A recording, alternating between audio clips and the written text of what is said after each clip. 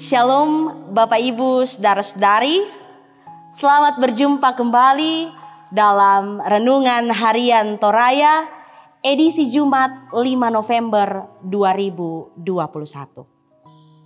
Sebelum kita membaca dan merenungkan firman Tuhan, mari berdoa. Ya Allah di sorga, di hari ini kami bersyukur untuk kasih dan anugerah Tuhan yang terus kami alami sampai dengan saat ini. Saat ini ya Allah, kami hendak membaca dan merenungkan firman Tuhan. Roh Kudus Tuhan, biarlah memampukan kami untuk memahami maksud firman Tuhan. Sehingga firman ini akan kami mengerti dan pahami, lalu dapat kami berlakukan di tengah kehidupan yang Tuhan masih anugerahkan bagi kami.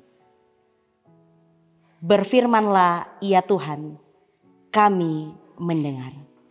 Di dalam Kristus kami berdoa. Amin. Bapak Ibu Saudara-saudari yang terkasih, Kitab Rut pasal yang kedua, ayat yang pertama hingga ayat yang ke-23. Kitab Rut pasal 2 ayat yang pertama hingga ayat yang ke-23 menjadi bahan bacaan yang akan bersama kita baca dan renungkan di saat ini. Rut bertemu dengan Boas. Naomi itu mempunyai seorang sanak dari pihak suaminya, seorang yang kaya raya dari kaum Elimelek namanya Boas. Maka Rut perempuan Moab itu berkata kepada Naomi, "Biarkanlah aku pergi ke ladang memungut bulir-bulir jelai di belakang orang yang murah hati kepadaku." Dan saud Naomi kepadanya, "Pergilah anakku." Pergilah ia lalu sampai di ladang dan memungut jelai di belakang penyabit-penyabit. Kebetulan ia berada di tanah milik Boas yang berasal dari kaum Elimelek. Lalu datanglah Boas dari Betlehem. Ia berkata kepada penyabit-penyabit itu, "Tuhan kiranya menyertai kamu." Jawab mereka kepadanya, "Tuhan kiranya memberkati Tuan." Lalu kata Boas kepada bujangnya yang mengawasi penyabit-penyabit itu, "Dari manakah perempuan ini?" Bujang yang mengawasi penyabit-penyabit itu menjawab, "Dia adalah seorang perempuan Moab. Dia pulang bersama-sama dengan Naomi dari daerah Moab. Tadi ia berkata, 'Izinkanlah kiranya aku memungut dan mengumpulkan jelai dari antara berkas-berkas jelai ini di belakang penyabit-penyabit.' Begitulah ia datang dan terus sibuk dari pagi sampai sekarang, dan seketika pun ia tidak berhenti."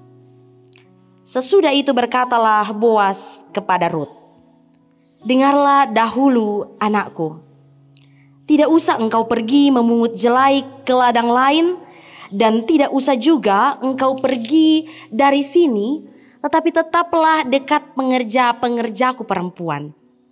Lihat saja ke ladang yang sedang disabit orang itu. Ikutilah perempuan-perempuan itu dari belakang. Sebab aku telah memesankan kepada pengerja-pengerja lelaki, jangan mengganggu engkau. Jika engkau haus, pergilah ke tempayan-tempayan dan minumlah air yang dicedok oleh pengerja-pengerja itu."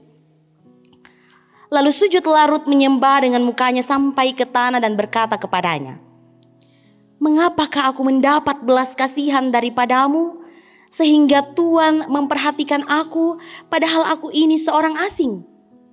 Boas menjawab, "Telah dikabarkan orang kepadaku dengan lengkap segala sesuatu yang engkau lakukan kepada mertuamu sesudah suamimu mati, dan bagaimana engkau meninggalkan ibu bapamu dan tanah kelahiranmu, serta pergi kepada suatu bangsa yang dahulu tidak engkau kenal. Tuhan kiranya membalas perbuatanmu itu, dan kepadamu kiranya dikaruniakan upahmu sepenuhnya oleh Tuhan Allah Israel yang di bawah sayapnya engkau datang berlindung." Kemudian berkatalah Rut, "Memang aku mendapat belas kasihan daripadamu, ya Tuanku, sebab Tuhan telah menghiburkan aku dan telah menenangkan hati hambamu ini, walaupun aku tidak sama seperti salah seorang hamba-hambamu perempuan." Ketika sudah waktu makan, berkatalah Boas kepadanya, "Datanglah kemari, makanlah roti ini dan celupkanlah suapmu ke dalam cuka ini."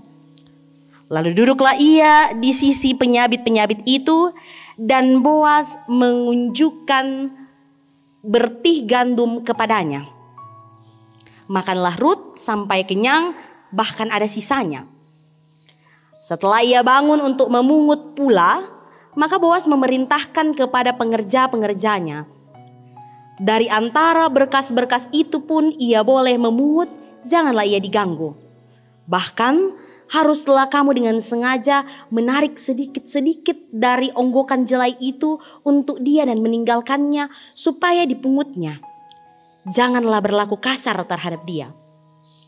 Maka ia memungut di ladang sampai petang. Lalu ia mengirik yang dipungutnya itu, dan ada kira-kira seeva jelai banyaknya. Diangkatnya lah itu, lalu masuklah ia ke kota. Ketika mertuanya melihat apa yang dipungutnya itu, dan ketika dikeluarkannya dan diberikannya kepada mertuanya sisa yang ada setelah kenyang itu, maka berkatalah mertuanya kepadanya, "Di mana engkau memungut dan di mana engkau bekerja hari ini?